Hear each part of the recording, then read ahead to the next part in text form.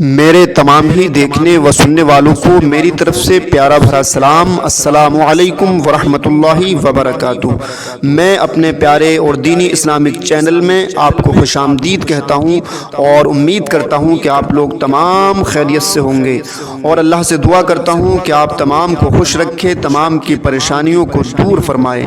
دوستو، بزرگوں، بھائیوں، آج میں آپ کے لیے اتنا بہترین تحفہ لے کر حاضر ہوا ہوں کہ اگر آپ نے اس تحفے کو قبول کیا اور اس پر عمل کیا تو انشاءاللہ بہت ساری پریشانیوں سے آپ نجات پا سکتے ہیں۔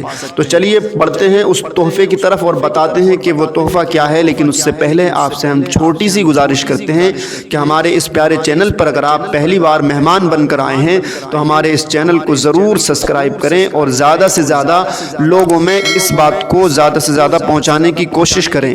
تو چلیے دوستو، اب بڑھتے ہیں کہ وہ بات کیا ہے، وہ تحفہ کون سا ہے جو میں آپ کو دینا چاہتا ہوں۔ وہ تحفہ ہے دوستو کہ اگر آپ پریشان رہتے ہو، بیمار رہتے ہو، بہت سے لوگ میرے بھائی کہتے ہیں کوئی نہ کوئی چیز ایسی پڑھنے کے لیے مل جائے جس سے ہماری پریشانیاں ختم ہو جائیں، بیماریاں ختم ہو جائیں، گھر کی بے برکتی دور ہو جائے اور گھر میں خوب ساری برکت ہو، اللہ کی رحمتوں کا نزول ہو، کوئی نہ کوئی چیز ایسی پڑھنے کے لیے ہمیں مل جائے۔ تو میں وہی چیز آپ کو پڑھنے کے لیے دے رہا ہوں، اور اتنی آسان ہے کہ کوئی بھی انسان اس کو پڑھ سکتا ہے، ہر انسان کو یاد ہوتی ہے۔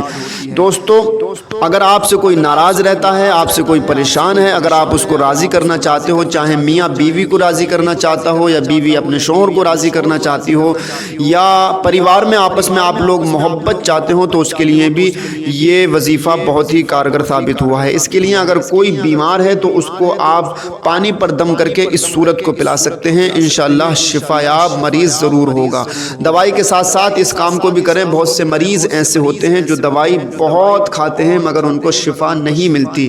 تو جن حضرات کو شفا نہیں مل رہی ہو تو ان سے میری گزارش ہے کہ دوائی پر بھی 41 مرتبہ اس صورت کو دم کر کے ضرور پلائیں، دوا پر اور پانی پر دم کر کے انشاءاللہ اگر پلائیں گے اور پھر دوائی کھائی جائے گی تو انشاءاللہ وہی دوائی فائدہ کرے گی جو دوائی فائدہ نہیں کر رہی تھی۔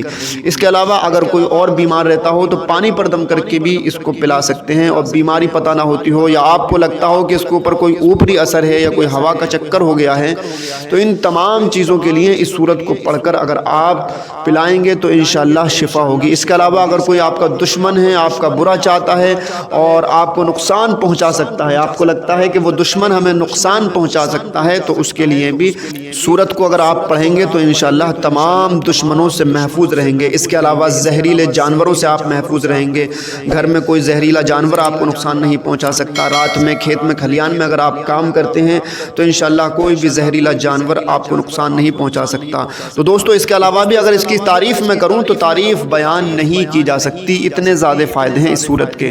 تو دوستو، فائدوں کے بارے میں ہم نے بات کر لی، اب طریقہ میں آپ کو بتاتا ہوں کہ آپ کو کس طریقے سے پڑھنا ہے، آپ کو کیا کرنا ہے اور سورت کا نام کیا ہے۔ چلیے دوستو، میں بڑھتا ہوں۔ اس سورت کا نام ہے سورۃ الفاتحہ، جو سب کو یاد ہوتی ہے، نماز میں پڑھی جاتی ہے۔ الحمدللہ رب العالمین الرحمن الرحیم مالک یوم الدین ایاک نعبد و ایاک نستعین اہدنا الصراط المستقیم صراط الذین انعمت علیہم غیر المغضوب علیہم ولا الضالین۔ یہ ہے سورۃ الفاتحہ، جس کو الحمد شریف بھی کہا جاتا ہے۔ دوستو، اسی الحمد شریف کو آپ کو درود شریف اول آخر 3 مرتبہ پڑھنے کے بعد 41 مرتبہ پڑھنا ہے۔ شروع میں 3 مرتبہ درود شریف، چاہے جون سا بھی آپ کو یاد ہو وہ پڑھ سکتے ہیں۔ اس کے علاوہ بیچ میں 41 مرتبہ سورۃ الفاتحہ، جو الحمد شریف میں نے ابھی بتایا۔ اس کے علاوہ آخر میں 3 مرتبہ آپ کو پھر سے درود پاک دہرانا ہے، اور آپ کسی بھی مقصد کے لیے پڑھ رہے ہیں تو پڑھتے پڑھتے وہ مقصد اپنے دل میں رکھیے۔ اور اس کا سمے ہے رات کو عشاء کے بعد، ٹائم رات کو عشاء کے بعد نکالیے۔ 41 مرتبہ پڑھنے میں تھوڑا وقت لگ جاتا ہے، اس لیے میں آپ سے کہوں گا کہ آپ عشاء کے بعد پڑھنا بہت زیادہ بہتر رہے گا۔